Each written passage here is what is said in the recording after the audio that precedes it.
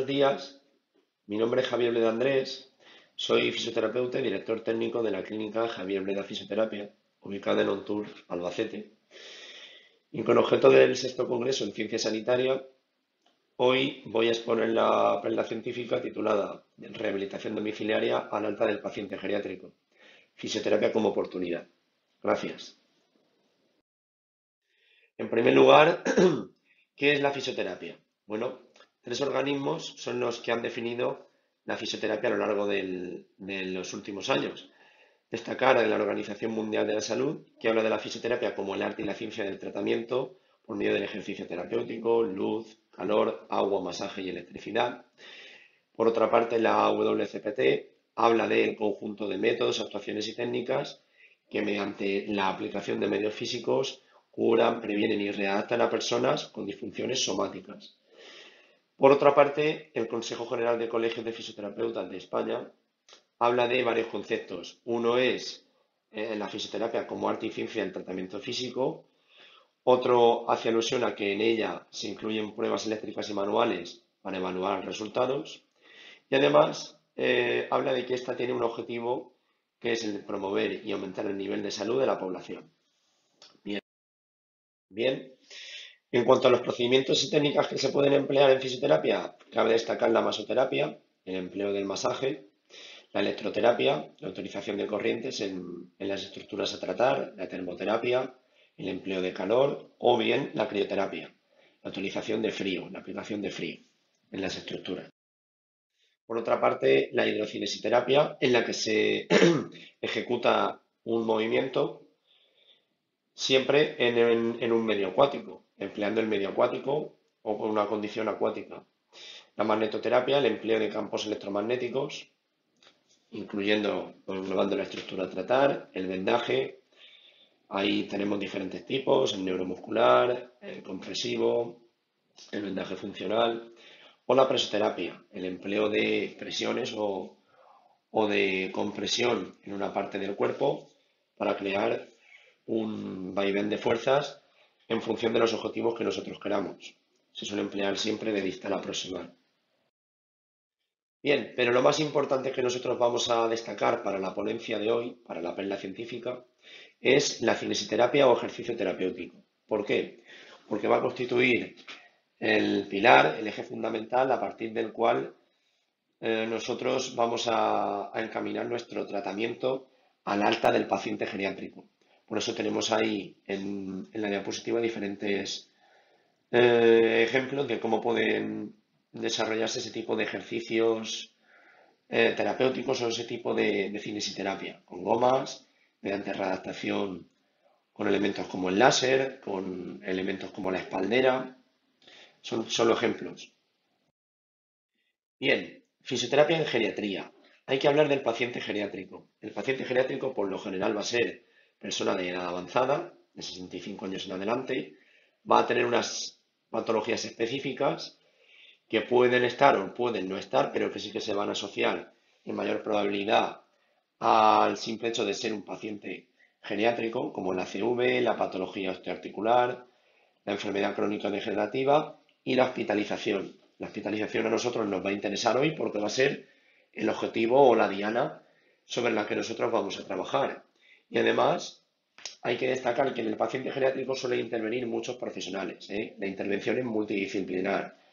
Ahí se van a poner de acuerdo el geriatra, la enfermería, el trabajo social, el rehabilitador, la terapia ocupacional, la logopedia y, por supuesto, la fisioterapia.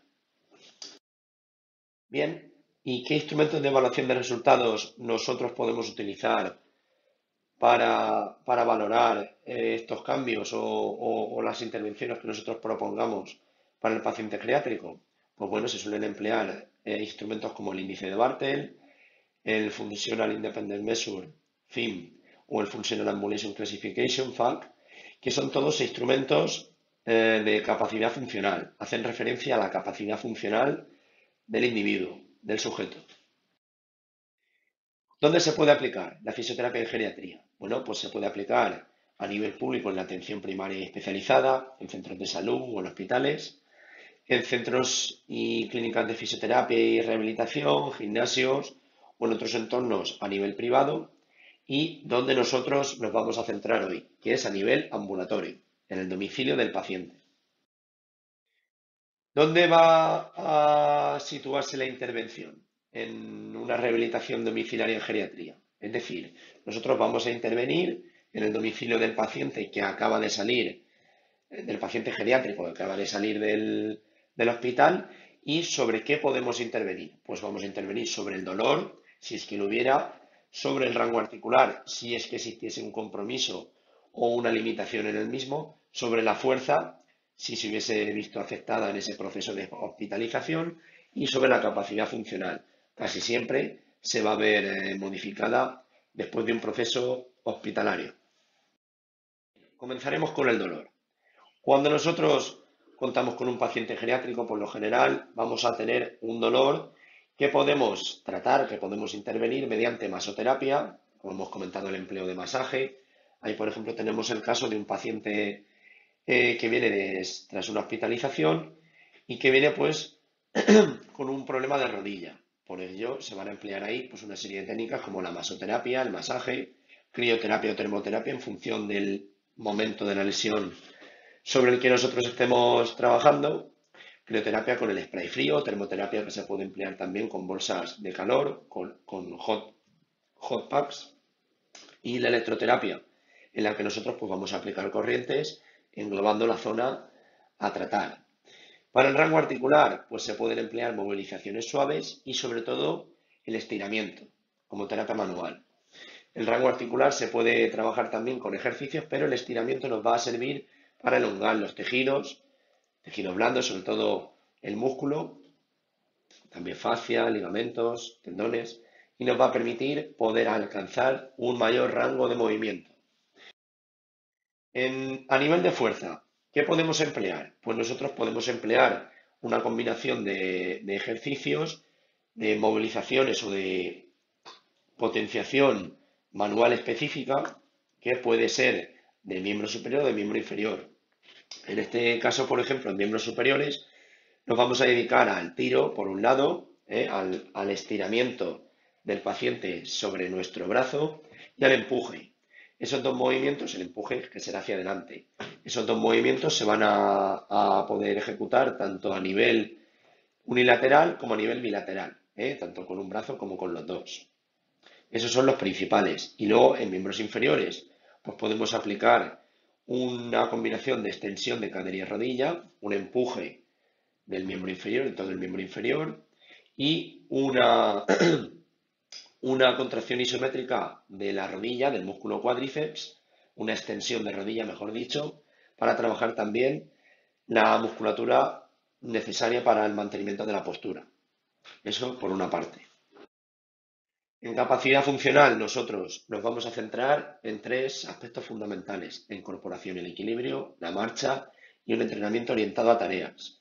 La incorporación y el equilibrio es fundamental porque cuando pasamos de una hospitalización casi siempre vamos a pasar desde una posición de sentados, de sedestación, a una bipedestación, por lo que tenemos que hacer una ayuda con esos contactos desde sentados hasta la bipedestación.